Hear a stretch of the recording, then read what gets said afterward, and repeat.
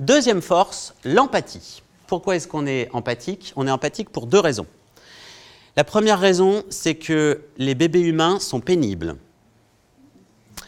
Ça met des années avant d'être capable de se débrouiller tout seul. On est la seule espèce où ça prend autant de temps. Deux, ça parle pas. Autrement dit, si on n'était pas capable d'empathie, on ne serait pas capable de savoir quand ils ont faim, quand ils sont malades, quand ils ont besoin de dormir, bref, quand il y a un truc qui ne va pas. Autrement dit, si on n'avait pas d'empathie, ils seraient tous morts, les bébés. La deuxième raison, c'est l'histoire de la tribu de tout à l'heure, c'est que c'est le fait de pouvoir se regrouper qui nous a permis de survivre, et c'est quand même un tout petit peu plus sympa si on arrive à comprendre ce qui se passe chez les autres pour pouvoir se coordonner et coopérer. Alors les composantes de l'empathie, c'est quoi? Il y en a trois. La première, c'est ce qu'on appelle l'empathie cognitive, c'est-à-dire la capacité à se représenter la façon de voir des autres. C'est souvent ça qu'on entend par empathie cognitive, être capable de voir ce qu'ils pensent, ce qu'ils ressentent et la façon dont ils vont agir. Ça ne suffit pas pour faire de l'empathie parce que les psychopathes sont excellents à ça. Les psychopathes et les manipulateurs sont extrêmement forts pour prévoir la façon dont vous allez réagir pour pouvoir l'utiliser à leur service. On ne peut pas dire que ce soit des exemples d'empathie. Deuxième composante dont on a besoin, c'est la dimension émotionnelle. La capacité d'entrer en résonance sur le plan émotionnel, c'est ce qui se passe quand on est en bonne compagnie, quand ça se passe bien avec les gens, où on va avoir cette synchronisation qui se fait. Mais autrement dit, si je ne me connecte pas à cette sphère émotionnelle, je suis purement dans du rationnel et je vois les choses de ma tour d'ivoire.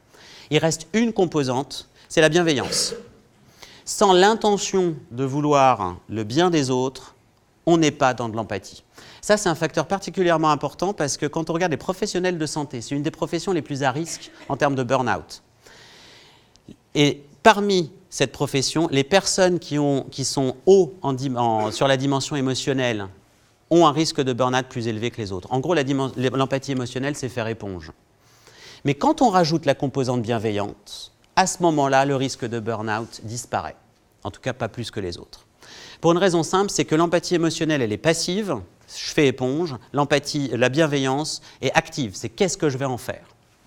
Alors, je ne vais pas rentrer dans le détail de tout ça, on va juste faire un focus rapide sur la dimension cognitive et je vous ferai une toute petite vignette à la fin, je vous dirai un mot sur la dimension émotionnelle. Définition de l'empathie cognitive, c'est la capacité à voir en quoi ce que font les autres est parfaitement compréhensible à partir de ce qu'ils pensent, à partir de ce qu'ils ressentent, à partir de la situation dans laquelle ils sont et à partir de leur histoire. Ça, on y arrive facilement, là aussi, quand les situations sont simples, quand les relations sont faciles. Mais dès qu'il y a quelque chose qui nous déplaît, que notre système immunitaire se met en marche, à ce moment-là, la première chose qui vient, c'est du jugement. Que les autres sont débiles, inefficaces, malveillants, de mauvaise foi. Ça vous est déjà arrivé ?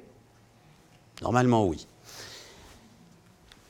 Posez-vous la question un instant dans le sens inverse. Est-ce que ça vous arrive de vous dire, tiens, sur ce coup-là, je vais faire un truc débile, inefficace, malveillant? Normalement, pas très fréquemment. Pour contextualiser encore un peu plus, imaginons que vous ayez des enfants et c'est à votre conjointe ou conjoint d'aller chercher les enfants à l'école aujourd'hui. Et là, paf, oublie. Les gamins ont attendu devant la porte de l'école. À ce moment-là, le premier réflexe, système immunitaire chez nous, chez vous, ça va être, mais non mais ça va pas bien, on peut vraiment rien te demander, hein, complètement inconscient. Si on inverse les rôles maintenant, si c'est à vous que ça arrive, il y a des chances que vous disiez, j'étais tellement occupé que je n'ai pas vu l'heure passer, j'étais pris dans les embouteillages, j'ai eu un contretemps quelconque, qui explique parfaitement le fait que je n'étais pas devant la porte de l'école à l'heure dite. Eh bien, l'empathie cognitive, c'est ça. C'est de trouver dans toutes ces situations la bonne raison du point de vue de l'autre qui fait qu'il ou elle agit de la façon où il ou elle agit. Donc c'est de trouver les bonnes raisons qui rendent ça parfaitement compréhensible.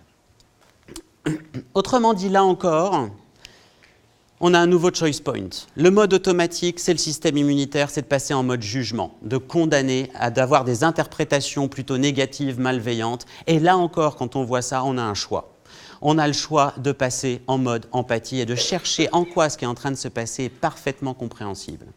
Que l'autre essaie de faire quelque chose qui, de son point de vue, est parfaitement valide, même si je ne partage pas, même si je n'approuve pas.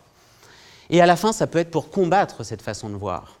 Mais même quand c'est pour combattre, c'est plus simple de résoudre un problème quand on le comprend que quand on ne le comprend pas. Et accessoirement, Le jugement, n'importe qui sait faire. Les gamins, dès 3 ans, à peine ils savent parler, qu'ils sont capables de dire c'est nul, c'est dégueulasse, c'est pourri. Donc normalement, à notre âge, on devrait être capable de faire un petit peu mieux. C'est juste que ce bouton empathie, il demande en plus du courage, de la bienveillance et de la sagesse. Un petit mot sur l'empathie émotionnelle, je ne vais pas rester longtemps là-dessus. À chaque fois, dans toutes les situations, même en ce moment que vous vous en rendiez compte ou pas, il se passe quelque chose au niveau corporel, il se passe quelque chose au niveau des émotions. Même si c'est à minima de l'ennui, de la curiosité, de l'exaspération, de la frustration, peu importe, mais il se passe tout le temps quelque chose, et encore plus en situation relationnelle. Les relations sont le vecteur numéro 1 de réaction émotionnelle chez l'être humain. Autrement dit, en permanence, il se passe quelque chose, d'agréable ou de pas agréable. Et ça, c'est votre thermomètre, c'est votre indicateur de ce qui se passe chez vous, mais aussi de ce qui se passe chez l'autre. Ça, on l'a quelquefois, je ne sais pas si ça vous est déjà arrivé, mais on est face à quelqu'un qu'on connaît ou qu'on ne connaît pas, où il n'y a pas grand-chose qui nous dit qu'il faut se méfier, mais en même temps, il y a quelque chose qui nous dit « mais je ne le sens pas ». C'est ce truc-là qui est en train de se passer. C'est-à-dire que votre tête ne sait pas, parce qu'elle n'a pas trouvé quoi que ce soit de rationnel pour mettre quelque chose là-dessus, mais en même temps, là, il se passe quelque chose. En gros, vos tripes savent. Là, vous avez les activations corporelles pour chacune des principales émotions. Donc, je ne sais pas si vous voyez du fond, mais en gros, de toute façon, à retenir, si vous voulez observer ça, si vous voulez sortir de votre tête, observez juste vos sensations corporelles, dans la gorge, dans le thorax, dans le ventre. Quand vous voyez derrière, c'est dans ces 3 zones qu'il se passe toujours quelque chose dès qu'il y a une émotion. Au début, vous allez peut-être rien voir, notamment si vous n'êtes pas familier avec ça, mais plus vous allez porter votre regard là-dessus, plus vous allez affûter votre radar interne.